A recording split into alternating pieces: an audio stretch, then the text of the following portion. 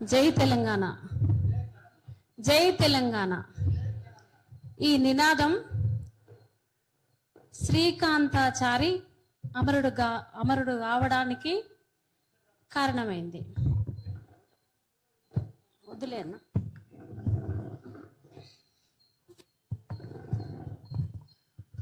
ఇది సభని అన్న ఏడ నిలబడ్డా ఏం కాదు. అయితే నిన్న బీసీ నినాదం కోసం సాయీశ్వరాచారి అమరుడు కావడం జరిగింది. ఆత్మహత్యలు వద్దని మనందరం కూడా మాట్లాడుతున్నాం, మాట్లాడాలి. ఆత్మహత్యలు వద్దు, పోరాడదాం. ఇవాళలు తెలిపిరో తెలుపలేదో తెలిపారట. తెలంగాణ నినాదంలో అందరు కలిసి వచ్చిర్రు. రెడ్లు, రావులు, కమ్మలు అందరు కలిసి వచ్చిర్రు. అగ్రకుల మీడియా కూడా కలిసి వచ్చింది. మరి నిన్న సాయీశ్వరాచార్య చనిపోతే ఇక్కడి మంత్రులు లేరు, అక్కడి మంత్రులు ఎవరంటే కేసీఆర్ పాలనలో ఉన్నటువంటి మంత్రులు, తర్వాత కాంగ్రెస్ లో ఉన్నటువంటి మంత్రులు కూడా, ఎమ్మెల్యేలు కూడా ఎవరూ కనపడలేదు. బాధ విషయం. ఇక కడుపు చించుకుంటే కాళ్ళ మీద పడే అంత గోస తెలంగాణకే ఉంది. ఎందుకో మనకు ఉద్యమమే అలవాటైనట్టుంది. పాశం యాదగిరి అన్న నిరంతరం మాట్లాడుతూ ఉన్నాడు. చరిత్ర పృథ్వీరాజ్ అన్న చెప్తూ, మైక్ ఏమన్నా ప్రాబ్లం ఉందన్న?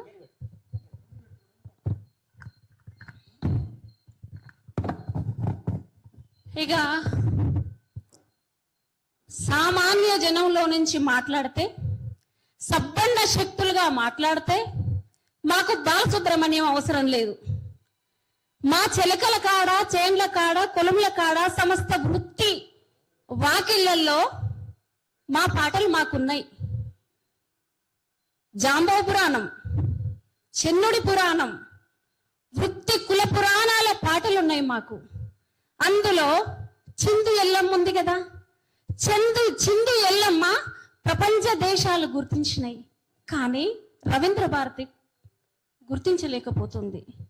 రవీంద్ర భారతికి ఎవరి అండర్లో ఉంది? రవీంద్ర భారతిలో పొద్దున్న లేస్తే ఎవరి కార్యక్రమాలు జరుగుతున్నాయి? ఎవరి వారసుల కార్యక్రమాలు జరుగుతున్నాయి?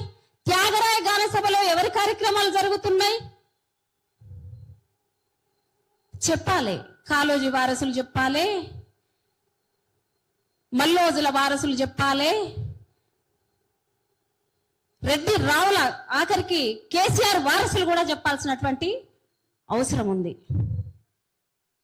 ఇంకా ఇవాళ తేట తెల్లమైనటువంటి విషయం ఏంటంటే, సబ్బండ ప్రజలు పోరాటాలకే పనికొస్తారు, సినిమా ఇండస్ట్రీకి పనికిరారు, చేతి వృత్తుల కళలకు సంబంధించిన యూనివర్సిటీలకు పనికిరారు. అంటే స్కిల్ డెవలప్మెంట్స్. పొద్దున లేస్తే ఎన్ని కార్పొరేట్ శక్తులు హైదరాబాద్ లో నెలకొన్నాయో మనందరికీ తెలుసు. ఐక్య ఫర్నిచర్ మొదలుకొని. నిన్న సాయీశ్వరాచార్య ఎందుకు చచ్చిపోయిండు అంటే, పని లేక, బంగారం వృత్తి కోల్పోయి నిన్న కారు డ్రైవర్ గా మారితే ఆ 10-12 వేల రూపాయలు ఇంటి కిరాయికి ఎట్లా సరిపోతాయి? 3 పిల్లలు ఎట్లా బతికించుకుంటాడు? వైద్యం ఏమిటి? యువత ఏమైపోతున్న వైపు ఆలోచనలు చేయకపోవడం. ఇక 3 రకాలుగా విగ్రహాలను మనం పరిగణించవచ్చు. ఒకటి, మా రోజు వీరన్న పాట పాడుతూ మాట చెప్పిండు. ఆయన కంటే ముందు సంగెం రెడ్డి, ముచ్చెర్ల సత్యనారాయణ సారు కూడా చెప్పిండు. పక్కా తెలంగాణ వాదులు వీళ్ళు. అదే తోవలో బెల్లి లలితక్క కూడా. ఆ బెల్లి లలితక్క పాట చూసే కదా పాలకులకు భయం పుట్టింది చంద్రబాబు నాయుడికి. ఆ పాట, ఆమె విగ్రహం రవీంద్ర భారతిలో నెలకొల్పవలసిన ఆవశ్యకత ఉంది కదా. పాలక వర్గాల గుండెలు దడదడ అంటాయి ఆమె పేరు చెప్తే. ఇక ఈ 3 తర్వాత జానపద కళలకు సంబంధించి ఇప్పుడు మనం మాట్లాడుకున్నట్టు చిందు కళాకారిణి అయినటువంటి చిందు ఎల్లమ్మకు నా మొదటి ఓటు. ఆ తర్వాత ఇక ఇక్కడ పేర్కొన్న అటువంటి చుక్క సత్తయ్య గారిది, విద్యరాములు, ఇంకా అనేక మంది విగ్రహాలు కూడా నెలకొల్పవలసినటువంటి ఆవశ్యకత ఉంది. ఇక మన ప్రాంతంలో మనం ఎవరినైనా అనుకొని మాట్లాడుకొని మన నెలకొల్పడంలో మన అభిలాషలు వేరు. కానీ ఆంధ్ర పెత్తందారుల యొక్క విగ్రహాలు, ఇవాళ బాలసుబ్రహ్మణ్యం, రేపు సుశీల, శుభలేఖ సుధాకర్ భార్య, బాలసుబ్రహ్మణ్యం చెల్లెలు శైలజ, వీళ్ళందరూ మోపైతారు కదా మన తెలంగాణలో. మరి నక్కండాలమ్మ పాట పాశం యాదగిరి అన్నకు బాగా తెలిసి ఉంటది. అమ్మ దేవకీ దేవమ్మ కూడా ఈ పాట గురించి తెలిసి ఉంటది. మేము కవులుగా, రచయితలుగా, ఉద్యమకారులుగా ఒకటైతే ఈ రాష్ట్ర ప్రభుత్వానికి తెలియజేయండి ఏమంటే, మీరు ఆంధ్ర పెత్తందారుల విగ్రహాలు పెట్టడానికి వీల్లేదు. రోషయ్య విగ్రహం తొలగించవలసిందే, తొలగించాలి. మన వేదిక ఒకటి ఆ రోజు పాశం యాదగిరి అన్న, సుంకిరెడ్డి అన్న, తర్వాత తదితర స్కై అన్న, ఇంకా కొంతమంది దాసోజు కృష్ణమాచారి ఆ రోజు ఉన్నారు, బైరాగన్న కూడా ఉన్నాడు. ఆ రోజు మేము ఎందుకో ఇంత బలంగా పిలుపునియలేకపోయినాం. కానీ ప్రేమరాజ్ అన్న కూడా ఉన్నాడు. కానీ 1 వెయ్యి 2 వెయ్యి ఏకు మేకైనట్టు బాలసుబ్రహ్మణ్యం విగ్రహం కూడా పెడతామని మాట్లాడుతున్న దాన్ని మేము ఖండిస్తున్నాం. మీరు ఆవిష్కరించడానికి వీల్లేదు. మీరు నెలకొల్పితే కదా, నెలకొల్పితే మాత్రం కూలగొడతాం. తప్పకుండా కూలగొట్టవలసినటువంటి ఆవశ్యకత ఉంది. దాంతో పాటు ఇవాళ రకరకాల పరిస్థితులు తెలంగాణలో ఉన్నాయి. ఈడబ్ల్యూఎస్ సమస్య ఒకటి, 9వ షెడ్యూల్లో బీసీలను చేర్చాలి అని చెప్పి మాట్లాడుతున్న సందర్భం, కామారెడ్డి డిక్లరేషన్ ని కూడా పక్కకు పెట్టినటువంటి సందర్భం, స్థానిక సంస్థల విషయాలలో కూడా మాకు అన్యాయం జరుగుతుంది. రెడ్ల బల్బ్ ఎట్లా ఉంది అంటే సర్పంచులను ఉచ్చదాగిపిస్తున్నారు. ఓవైపు విగ్రహాలు అంటున్నారు, మాకు రకరకాల పనులు కల్పిస్తున్నారు, మేము పోరాడుతూనే ఉంటామని అనుకుంటున్నారు. కానీ మీ రెడ్లు, రావులు, బ్రాహ్మణులు ఇవాళ నాకు ఒక ముచ్చట స్పష్టంగా ఇక్కడ తెలుసుకోవాల్సిన విషయం ఏంటి అంటే, దేశపతి శ్రీనన్న, కొంత దిలీపు, రమణాచార్యులు ఎందుకు మాట్లాడతలేరు? వీళ్ళు తెలంగాణ వాదులు కదా, వీళ్ళు ఎందుకు మాట్లాడతలేరు? బాలసుబ్రహ్మణ్యం విగ్రహం వద్దని మాట్లాడవలసినటువంటి అవసరం ఉంది కదా. నిరంతరం మనమేనా పోరాడితే ఏముంది? బానిస సంఖ్యలు ఎట్లా, సంఖ్యలు ఎప్పుడు వేడుతాయి, ఏ సందర్భంలో వేడుతాయి? ఇట్లాంటి సమస్యలకు ప్రత్యామ్నాయం ఏమన్నా ఉంది అని అంటే, రేపు 15వ తారీఖు నాడు విగ్రహం నెలకొల్పితే తప్పకుండా ఆ విగ్రహాన్ని కూల్చి తీరుతాం. మొట్టమొదలు అడ్డుకుంటాం, తర్వాత కూల్చే తీరుతాం. ఇంకొక